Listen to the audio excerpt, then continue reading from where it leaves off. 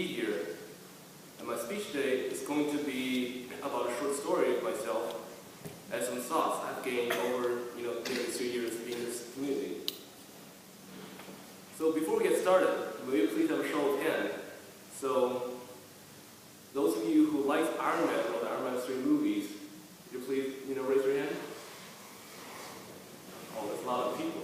Thank you very much.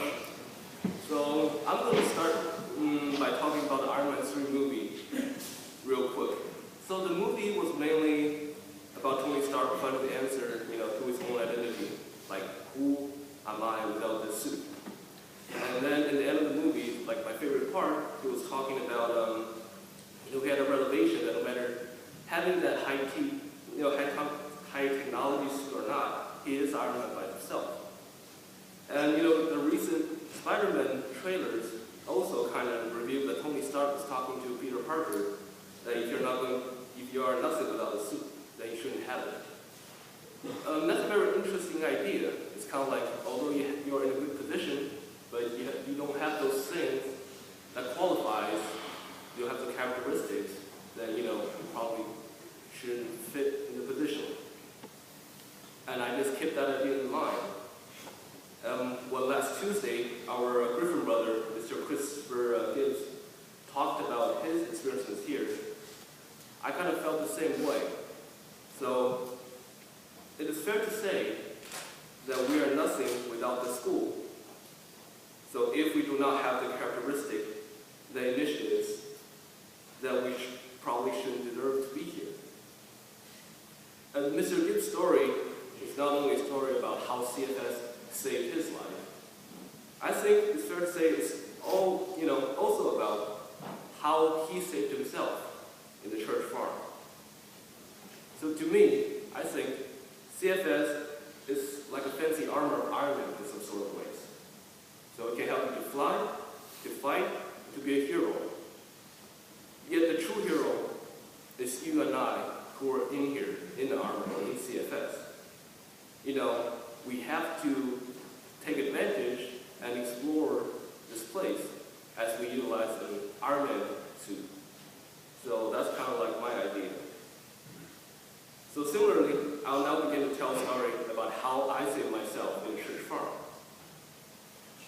So back in China, I worked hard in my grade school, and because of the educational environment around there, I had to spend a lot of extra time after school. For instance, Wednesday nights and Saturday and Sunday, to study Olympic math and other subjects, including English.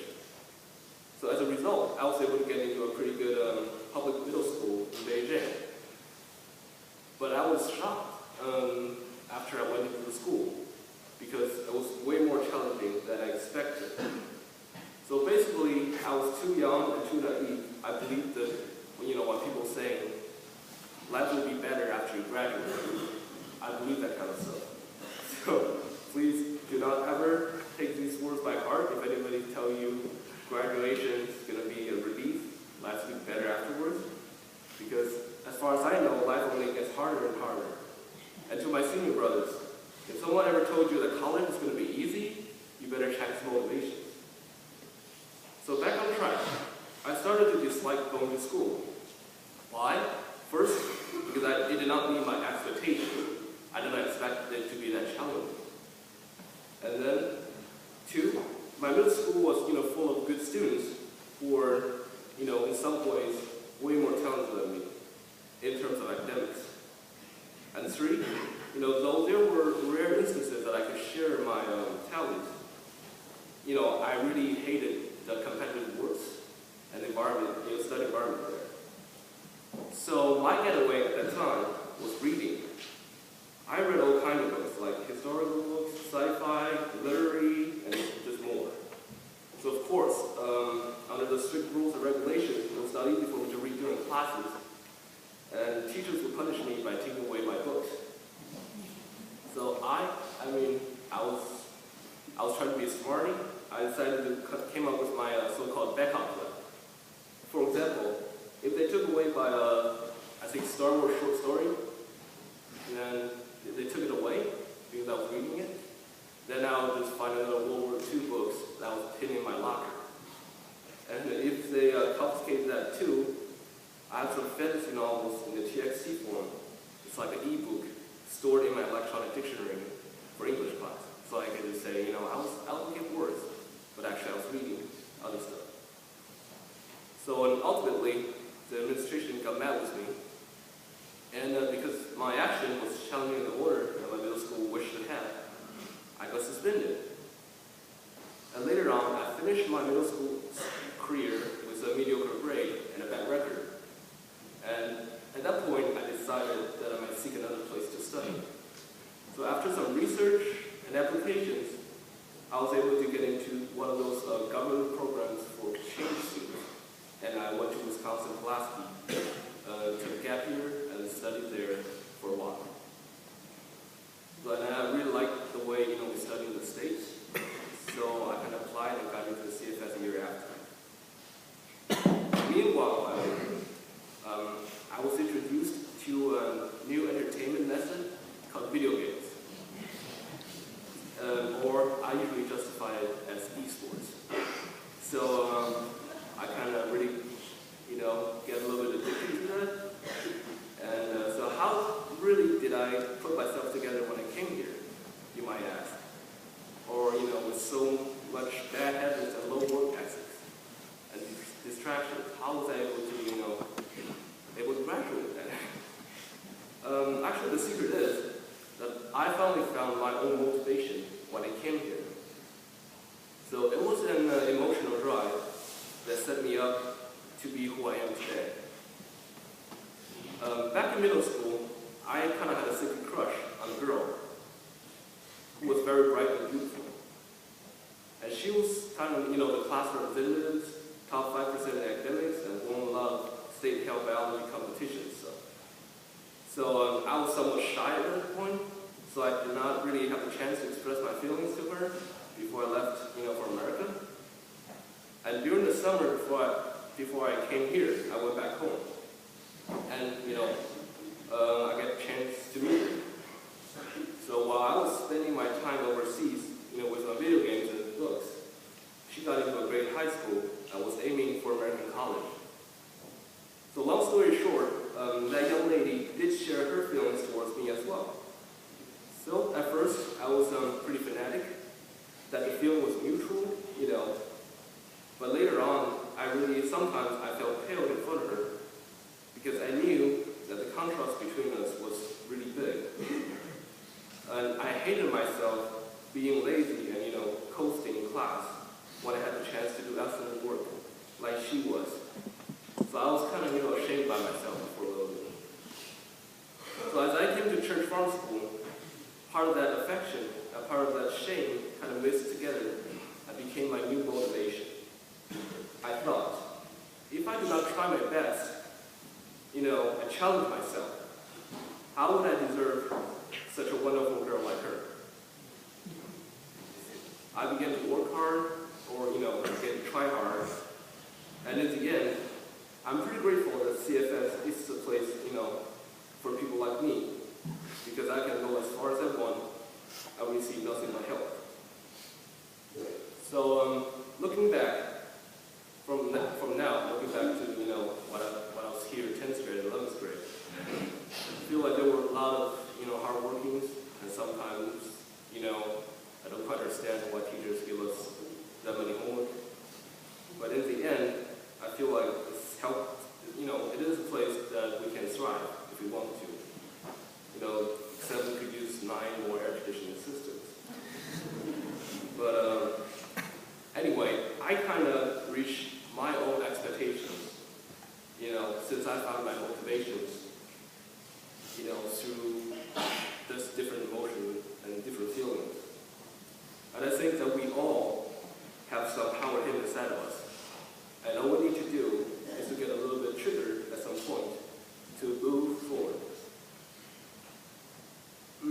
As for the second part of my message, I would really like to recount an interesting phenomenon that happened to me and maybe most of my fellow international students as well. So my peers will sometimes just walk up to me and say, "Hey, you Zhaosen, you're really wealthy, man. You fly internationally and pay full tuition." And I'm not quite sure what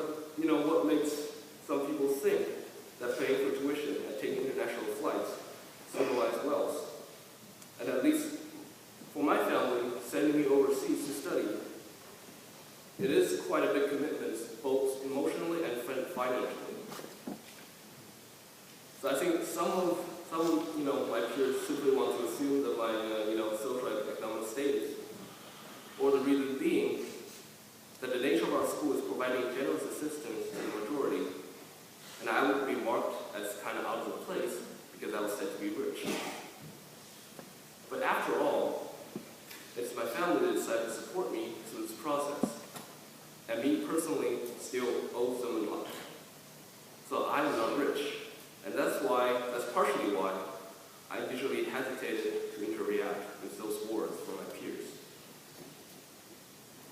But the most important reason is, I believe that in this school, these things do not really matter. See, CFS does great education because we are free to leave much of the real world behind and out of the context. In my opinion, I feel like this is probably the last time in our lifetime that we can compete with our peers on the same levels, regardless of background, because we all have identical cottages, horses, technologies, and attention from our teachers.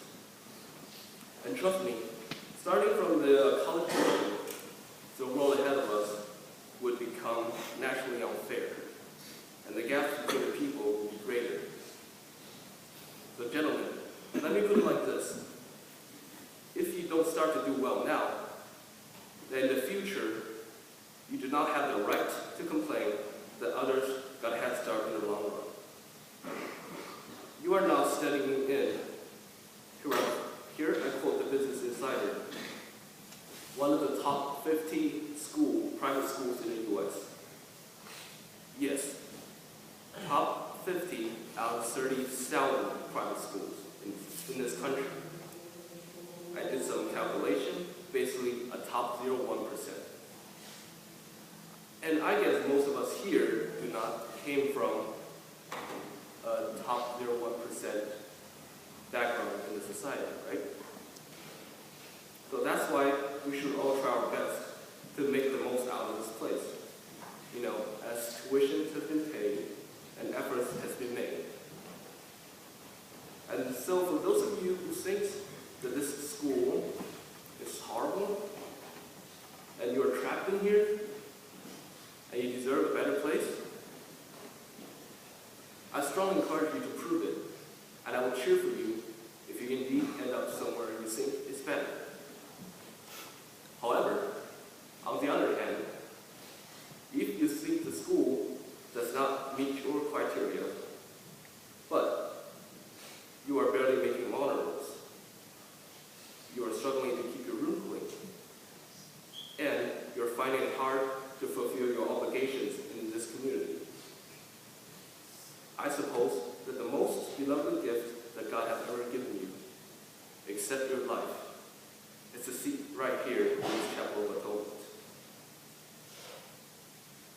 So please, as a senior brother, I urge you to take action if you haven't already, so that one day in the future, when someone you care about, could be your loved one, could be your children, or your parents, if they get asked about their well-being, like I mentioned, I ran into, those people who you cared about